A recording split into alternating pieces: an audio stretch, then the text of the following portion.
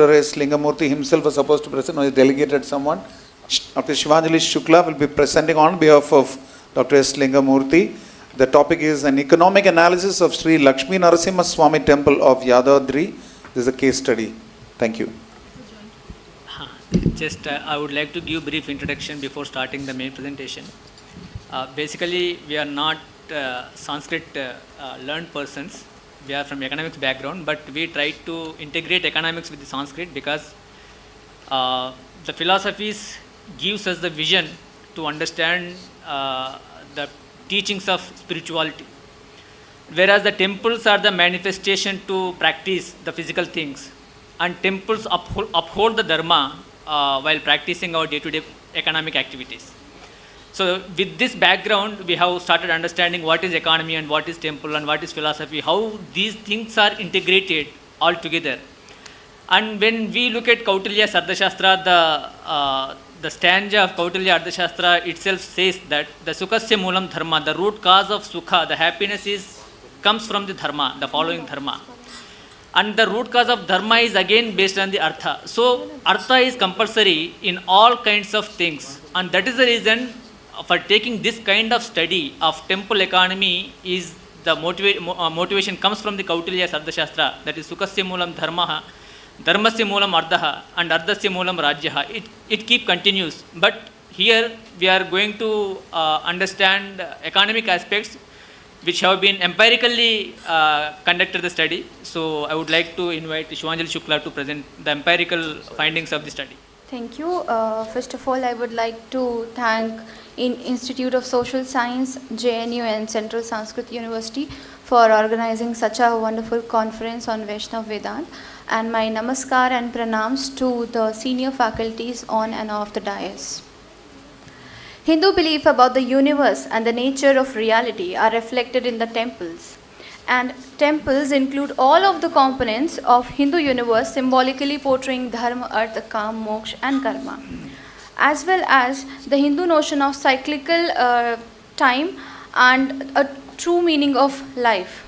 Also, as per Kautilya Arthashastra and his philosophies, dharma and artha go hand in hand. To support this, I would like to quote Sukhasya Moolam Dharma, Dharmasya Moolam Artha, Arthasya Moolam Rajya, Rajasya Moolam Indrijaya. So here we can see how dharma and artha are correlated. And talking about the temples, temples in India are the epicenters of trust and spirituality, and temples are not only fulfilling the spiritual well-being and cultural progress, but also play a vital role in the maintenance of the material well-being of the people. In the past, temples received the brimming donations from the kings and queens, and today society has made temples huge treasuries of wealth, including land, jewelry, financial assets, making these religious structures a potent economic institution.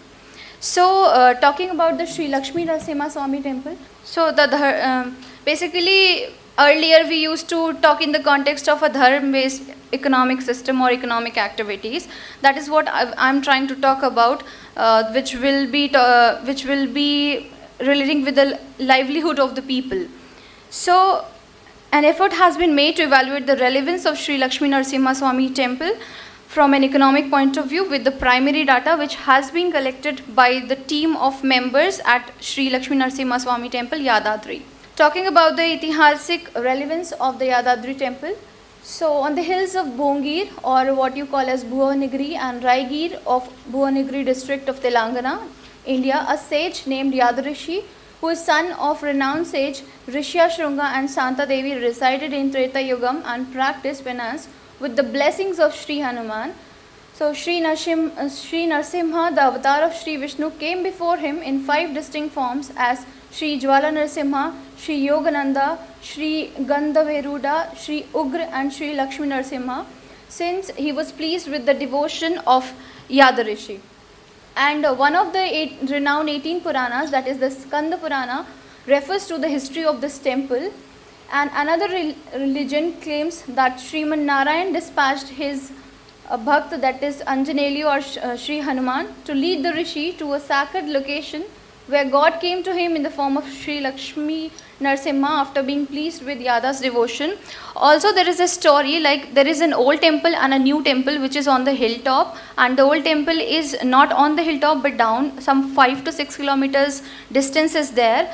There is a story behind that. After Yadadri gained moksha, then people, or basically the tribals were living there. They tried to pray the Lord, and but the Lord wasn't impressed because they were following an puja paddhati which was not as per the rituals being followed there. So later on, a woman had a dream because she was a strong devotee of Shri Narasimha Swamy. So later on, he resided onto the new temple. That is the story behind that. Also, a temple at the base of Yadadri hill marks his location, which is roughly 5 kilometers away from the current temple. And this temple's puja and aradhana are conducted in accordance with Pancharatra Agmam. So these are the popular celebrations of the temple, which includes Brahmotsavams, Jayanti, Swati, and other celebrations include Shri Krishna Janmashtami, Shri Ram Navami, Navratra, Hanuman Jayanti, etc. So I have just mentioned few. There are more popular celebrations also happening there.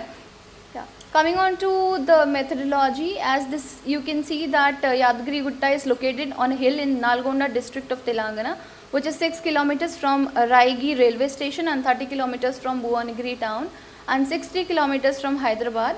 Due to its proximity to the capital city, the devotees flow to the temple is extremely considerable. Almost 5,000 to 8,000 people visit on the daily basis. And talking about Saturdays and Sundays and special occasions, then definitely the number increases. Talking about the research design, so it is an empirical research basically which is done with the help of a pre-tested questionnaire which we have already used for collecting data in other two temples, and a set of team like 2 to 3, 4 people, we have visited the Yadadri temple, and there we have collected the data by interacting with the pilgrims, by interacting with the vendors there, and also there have been temple reconstruction, due to which we can only take sample of 49 vendors or the shop owners. Earlier there were more than like I can say approx 200 shops being there, but still the temple is in construction. So they have been told that they'll be given places for their shops, but currently only few of the vendors we have interacted. And the total sample size of the vendors is 49 and the pilgrims is 214. However, in many cases only 207 pilgrims have responded. Therefore, in pilgrims analysis, tables will vary with a total sample of 207 to 214. And the objective of this study is to understand the expenditure pattern of pilgrims during the visit to the temple and to analyze the livelihood pattern in and around the temple in the study area. So, talking about the results and discussions, initially I am talking about the vendors data, then followed by I will be talking about the pilgrims data. The first one is the vendors data. Basically we have taken into consideration the socio-economic aspects of the vendors, like their age, caste, their income which they receive from all sources, from the shops, etc. So the majority of the vendors, they have vacated the shops because of the displacement owing to reconstruction of the temple supported by the government of Telangana. And among the existing shops, the majority of the shops are related to gifts and toys, which can be seen in the data, which comprises 38.78% of the whole, followed by the bangles and the general store, and puja, coconut, mess and others are among the other shops. With regard to the age group of the vendors, majority of the vendors belong to the age group of 31 to 50 years and followed by 20 to 30 age group. So the result shows that, talking about the caste, that is the category. So maximum of them belong to the OBC category, followed by the general and the SC/STs. So temples accommodate both. Talking about the gender, maximum of them who are there in the shops, they are the males, and approx 11 respondents we talked to are females. So with regard to the vendors' education, out of 49 respondents, 16 respondents have completed their intermediate or diploma education, which comprised 32.65%, followed by the higher secondary, which is about 26.53%, and graduation, which was 20.41%. So the table shows that more than 50% of the respondents have completed intermediate and above education among the vendors. I'm just concluding, I'm not explaining each and every data. So the results indicate that the majority of the respondents have been earning a decent and respectful income for their survival in the temple area. Okay, from table 3 to 5, it was in previous slide. We can see that the livelihood have been surviving from long time and sustainable in future with satisfied good profit levels, and significant number of vendors have been complying taxes to the government as well as to the local authorities, which is given in a small case study we have done of the Tonga or the horse vehicle also. As in current day scenario, we see that we rarely see Tongas, and there to visit from the new temple to the old temple, pilgrims used to go. So only Tongas are allowed there till 5 p.m. or the personal vehicles are allowed, but no autos are allowed.